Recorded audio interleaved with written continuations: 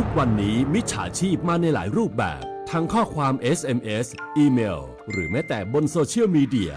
อย่าหลงเชื่ออย่าเผลอกดลิงก์ที่น่าสงสัยเด็ดขาดเพราะอาจทำให้คุณสูญเสียทรัพย์สินได้หากไม่แน่ใจหรือมีข้อสงสัยติดต่อแบงก์ชาติโทร1213แบงก์ชาติห่วงใหญ่เตือนภัยการเงินย้ำอีกครั้งแบงก์ชาติโทร1213เทศกาลเดินทางจะใกล้หรือไกลความอุ่นใจต้องมาก่อนขึ้นเครื่องลงเรือเดินทางไกลบาดเจ็บกระเป๋าหายบัดต้องวันใจเพราะมีประกันภัยคุ้มครองสบายใจได้ทุกทริปแค่3ชอติดใจสำหรับคุณเช็คชัดชัวร์เช็คกรมธรรม์ประกันภัยการเดินทางให้พร้อมชัดเจนกับเงื่อนไขกรมธรรม์และความคุ้มครองชัวร์ได้เลยหากมีกรมธรรม์ประกันอุบัติเหตุการเดินทางที่พร้อมบริการฉุกเฉิน24ชั่วโมงชัดทุกเช็คชัวร์ทุกทริปสายด่วนคปภ1186คปภคุ้มครองผู้ทำประกันภัยคุ้มครองคุณปัจจุบันการเคลื่อนย้ายแรงงานระหว่างประเทศของไทยเริ่มเปลี่ยนแปลงโดยเฉพาะอย่างยิ่งการเคลื่อนย้ายแรงงานจากประเทศเพื่อนบ้านได้แก่เมียนมาลาวและเวียดนามโครงสร้างของประชากรที่เปลี่ยนแปลงไปสู่สังคมสูงอายุจึงมีความจำเป็นที่ต้องนำแรงงานต่างด้าวมาทดแทนกำลังแรงงานไทยที่ยังไม่เพียงพอในหลายกิจการสำนักงานจัดหางานจังหวัดแพร่เป็นหน่วยงานหลักที่ให้บริการจัดหางานแก่ประชาชนทุกกลุ่มเป้าหมายรวมถึงการควบคุมการทำงานของคนต่างด้าวซึ่งปัจจุบันได้นำระบบ e-work permit เข้ามาอำนวยความสะดวกในการให้บริการแก่นายจ้างสถานประกอบการและแรงงานต่างด้าวในกระบวนการการรับคำขอการแจ้งการทำงานของคนต่างด้าวและการผลิตใบอนุญาตการทำงานทั้งนี้สามารถรับชมวิดีทัศน์การให้บริการผ่านระบบ e-work permit ได้ที่เพจ Facebook สำนักงานจัดหางานจังหวัดแพร่หรือสอบถามรายละเอียดเพิ่มเติมผ่านแอปพลิเคชัน LINE Official S435DEAQA หมายเลขโทรศัพท์ 0545117721 หรือ 0545118807 และสายด่วนกรมการจัดหางาน 1506 กด 2 สำนักงานจัดหางานจังหวัดแพร่มุ่งให้นายจ้างและแรงงานต่างด้าวได้รับการคุ้มครองตามกฎหมายอย่างเป็นธรรม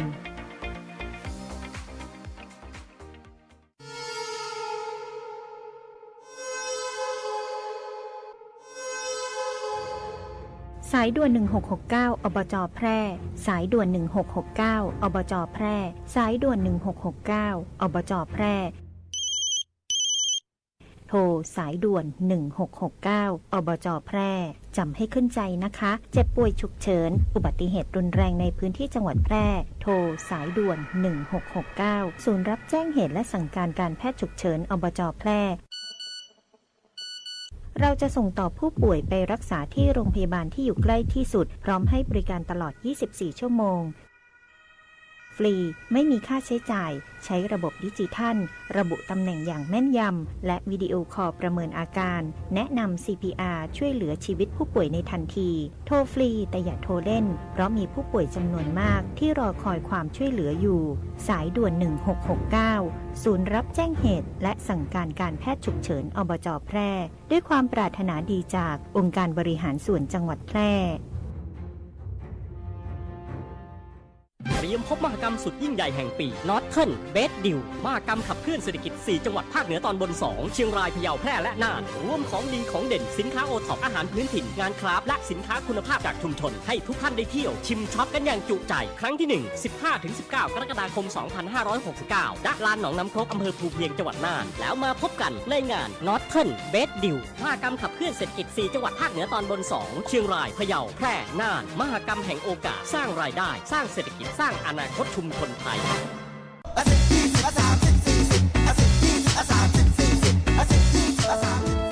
ถ้าความเร็วบนท้องถนนในชุมชนเป็นตัวเลขเหล่านี้ก็คงดี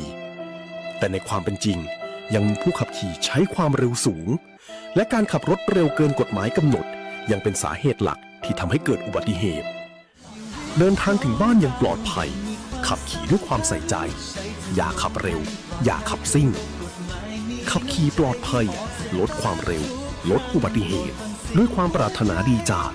กองทุนเพื่อความปลอดภัยในการใช้รถใช้ถนนและสำนักงานขนส่งจังหวัดแพร่วิทยุแห่งประเทศไทยจังหวัดแพร่ 91 เมกะเฮิรตซ์ให้ความรู้คู่ความสุข รายการสัญจรปลอดภัยกับกรมการขนส่งทางบกวันหยุดยาวนี้ขับขี่ปลอดภัยใส่ใจทุกการเดินทางสนับสนุนโดยกรมการขนส่งทางบกและกองทุนเพื่อความปลอดภัยในการใช้รถใช้ถนน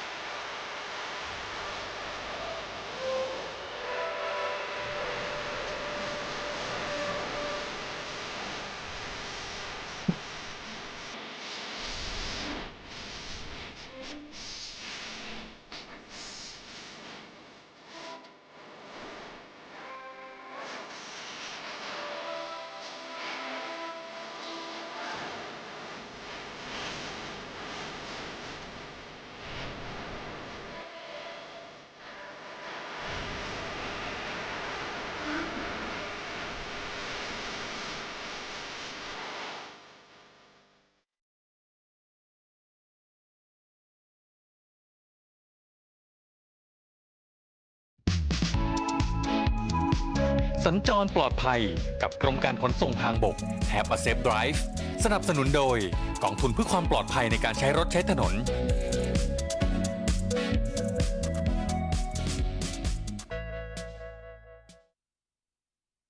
สวัสดีเจ้าคุณผู้ฟังตีเขารบหักทุกท่านนะกลับมาป้ากันเช่นเคยกับรายการวนใจใบ3นะเจ้าในช่วงของสัญจรปลอดภัยกับกรมการขนส่งทางบกโดยสำนักงานขนส่งจังหวัดแปร่นะเจ้าอยู่เป็นเพื่อนกัน1ชั่วโมงตรงนี้นะเจ้าผู้ใจรถใจถนนเนาะขอให้ภูมิความระมัดระวังนะในช่วงของการขับขี่หน้าฝนกันตัวนะอยู่ด้วยกันก็มีข้อมูลข่าวสารมาฝากกันเนาะ1ชั่วโมงนะ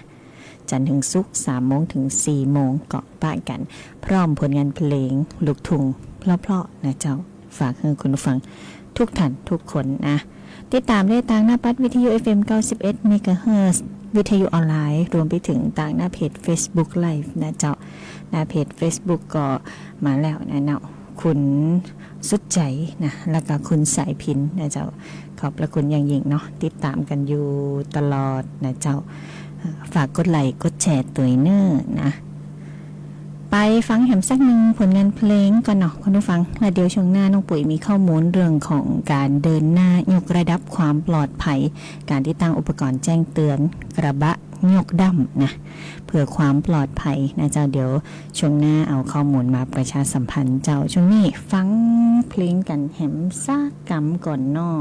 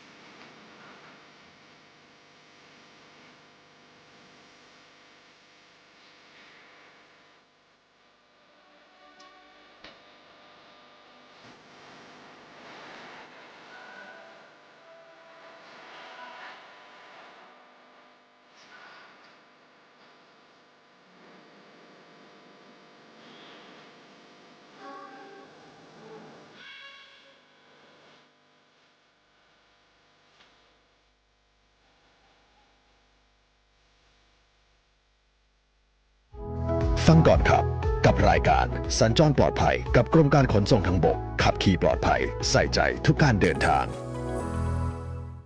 กลับเข้ามาในช่วงของรายการ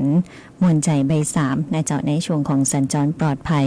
กับกรมการขนส่งทางบกโดยสำนักงานขนส่งจังหวัดแพร่นะเจ้าก็อยู่ที่การ1 ชั่วโมงตรงนี้เนาะผลงานเพลงลูกทุ่งเพราะๆแล้วก็ข้อมูลข่าวสารนะเจ้าเตรียมประชาสัมพันธ์ให้กับคุณผู้ฟังทุกท่านทุกคนได้รับทราบนะเจ้า ก็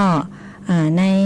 ช่วงนี้นะเจ้าตั้งกระทรวงคมนาคมกรมการขนส่งทางบกเจ้าคุณผู้ฟังเปิ้นก็มีข้อมูลออกมาให้ประชาสัมพันธ์เนาะในเรื่องของการเดินหน้าการยกระดับความปลอดภัยเจ้าออกประกาศกำหนดให้รถบรรทุกยกเทนะต้องติดตั้งอุปกรณ์แจ้งเตือนกระบะยกดำนะเจ้าเพื่อความปลอดภัยเนาะซึ่งก็จะมีมาตรการบังคับติดตั้งอุปกรณ์แจ้งเตือนกระบะดำป้องกันความพลิดพลาดนะเจ้าเพื่อความปลอดภัยบนท้องถนนนะเจ้าก็จะดีเดย์นะเป็นบอกว่าเริ่ม1 ตุลาคม 69นะเจ้าแจ้งเตือนรถกระบะยกดำทั้งหลายนะเจ้า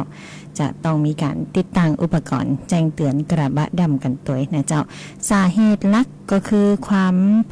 ผิดพลาดของคนเฮานะของคนขับขี่นะเจ้าอุบัติเหตุมักจะเกิดจากผู้ขับขี่เนี่ยลืมรถกระบะดำลงหื้อสนิทหรือว่าอาจจะลืมปลดเกียร์ PTO ก่อนออกรถนะเจ้า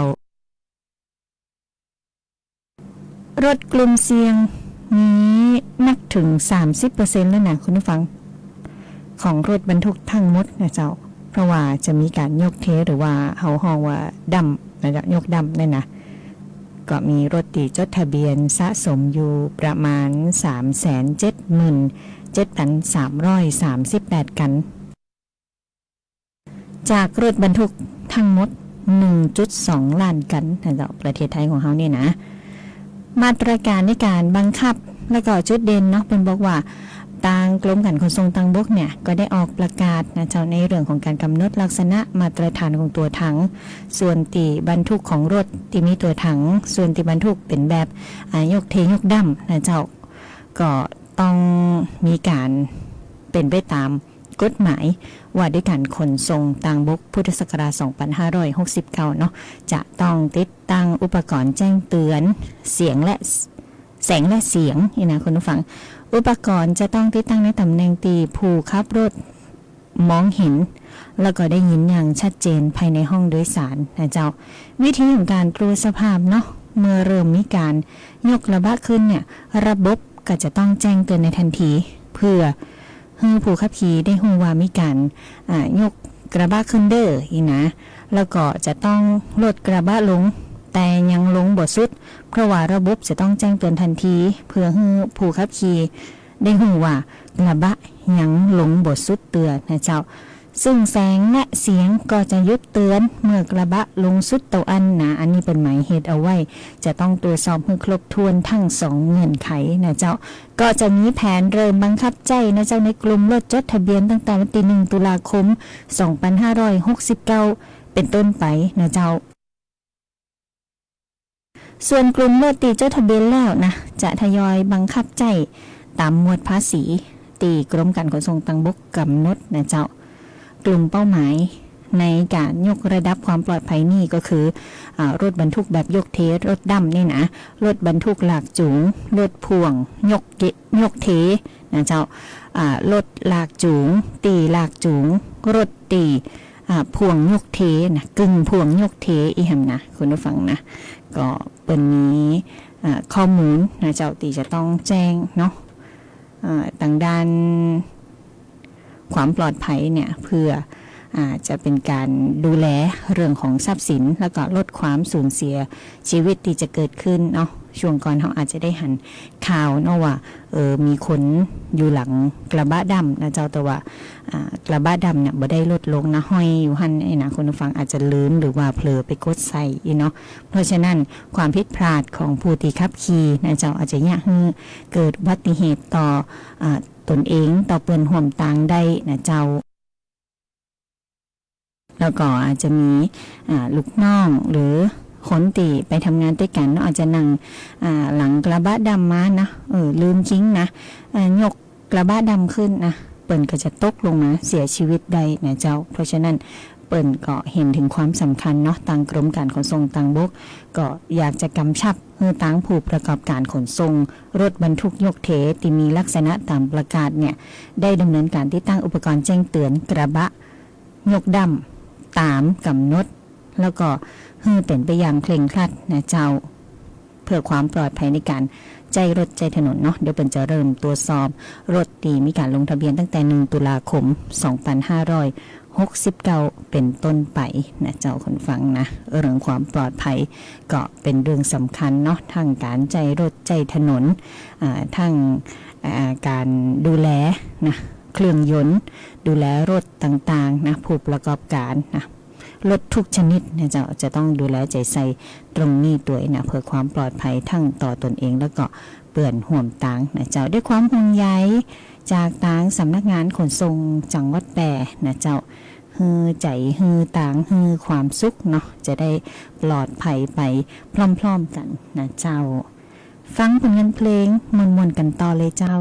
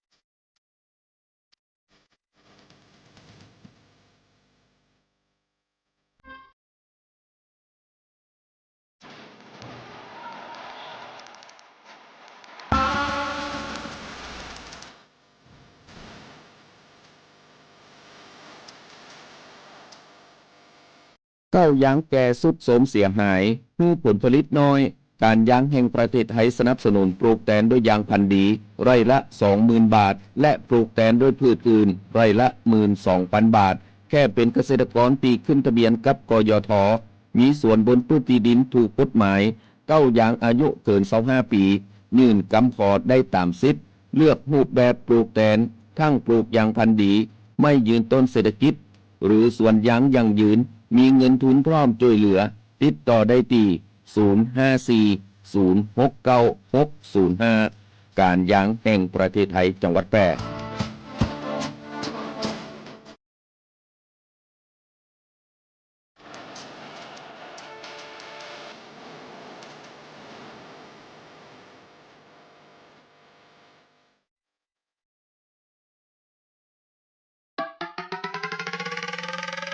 มีที่ดินเป็นกรรมสิทธิ์ของตนเองไม่เป็นปัญหา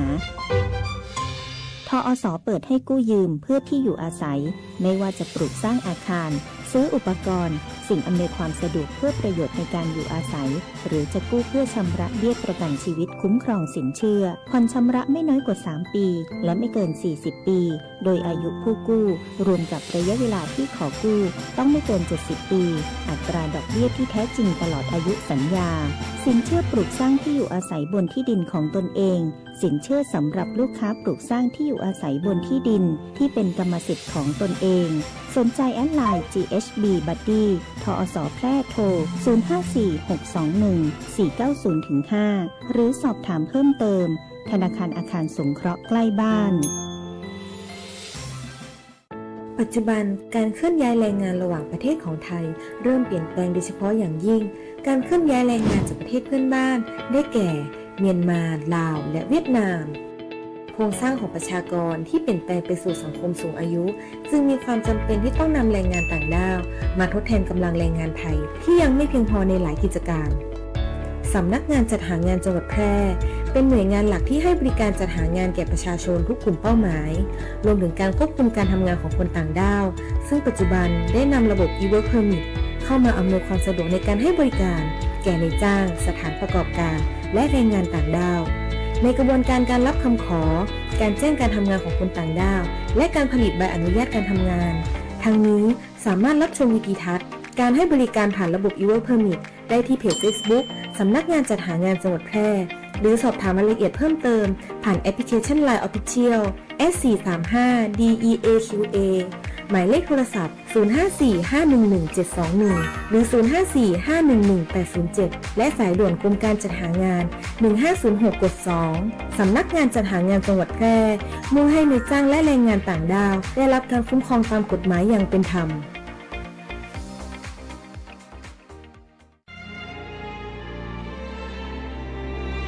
เป็นอาหยังจะได้มายะนาเศร้าๆกึดนักกะก็บ่ฮื้อคืดนักได้จะได้ก็เรื่องหนี้สินกวนใจหาตังออกก็บ่ได้เนี่ยอ้าวแล้วจะได้บ่ลองไปปรึกษากองทุนฟื้นฟูและพัฒนาเกษตรกรดูล่ะได้ขึ้นทะเบียนเป็นสมาชิกกองทุนไว้แล้วยังแน่สงสัยยังบ่ฮู้แน่ๆเลยก็ถ้าเป็นสมาชิกแล้วมีหนี้ในระบบเกี่ยวกับการเกษตรเฮาสามารถยื่นขอขึ้นทะเบียนหนี้กับสำนักงานกองทุนฟื้นฟูและพัฒนาเกษตรกรสาขาแปรได้นะเขาจะให้คำปรึกษาหรือช่วยแก้ปัญหาหนี้สินของเกษตรกรตัวเนอร์โอ้ยมีจะอีตัวกะแล้วถ้าเขาบ่มีหนี้บ่มีสินดุจะมีอันอย่างมาส่งเสริมสนับสนุนเกษตรกรพ่องมีเหมือนกันนะเฮาก็ไปสมัครเข้าองค์กรหรือจัดตั้งกลุ่มใหม่ร่วมกันบ่น้อยกว่า50คนก็ได้แล้วก็ไปขอรายละเอียดยื่นเสนอแผนและโครงการเพื่อฟื้นฟูและพัฒนาอาชีพของเฮาแต่แล้วเฮาจะไปติดต่อตังใดอ๋อสำนักงานกองทุนฟื้นฟูและพัฒนาเกษตรกรสาขาแปรตั้งอยู่ตรงข้ามธนาคารออมสินสาขากาดน้ำทองตำบลนาจักอำเภอเมืองแปรจังหวัดแปรโทร 054-534-381 หรือ 080-067-1185 เกษตรกรที่ไปติดต่อบ่ได้เสียค่าใช้จ่ายใดๆทั้งสิ้นนะเจ้าดื่มดับอย่าคิดว่าดื่มแล้วขับจะไม่เป็นอะไรเพราะแอลกอฮอล์จะทำให้สมองช้าง่วงซึมเบลอเห็นภาพซ้อนทำให้คุณควบคุมรถไม่ได้การตัดสินใจและการตอบสนองช้าลงเสี่ยงเสียทรัพย์เสี่ยงดับชีวิตทั้งตัวเองและผู้อื่น เดิมเท่ากับดับ ขับขี่ปลอดภัยใส่ใจทุกการเดินทางกรมการขนส่งทางบกและกองทุนเพื่อความปลอดภัยในการใช้รถใช้ถนน หมวกกันน็อกกันก่อนน็อกขับขี่ปลอดภัยใส่ใจทุกการเดินทางกรมการขนส่งทางบก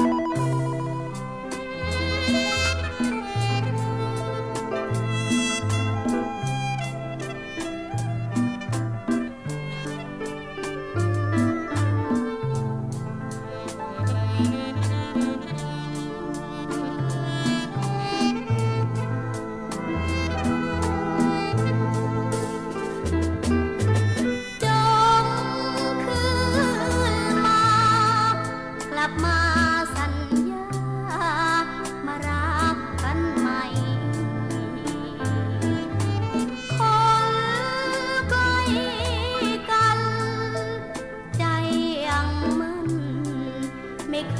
ยเปลี่ยนไป หากรักคนบ้านไกล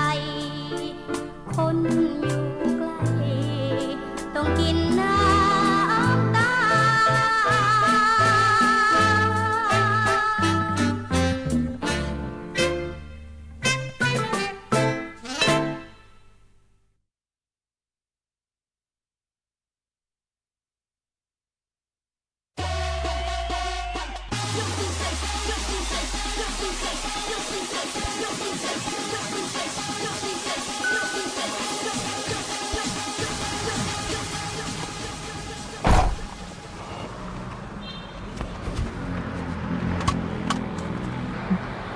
กลับบ้าน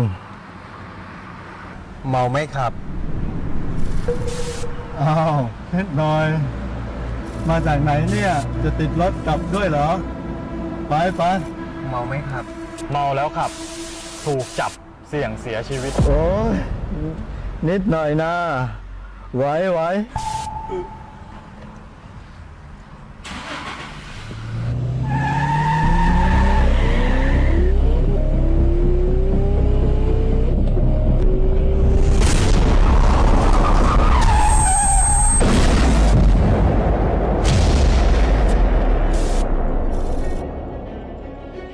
เมาไม่ขับ อย่าคิดว่าแค่นิดหน่อย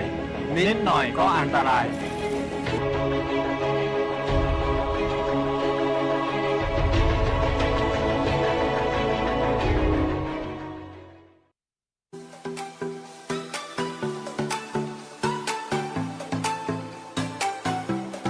ครับบ่ดื่มบ่ครับ ปลอดภัยตลอดการเดินทาง ด้วยความห่วงใยจากสวทแต่ FM 91 เมกะเฮิรตซ์ เ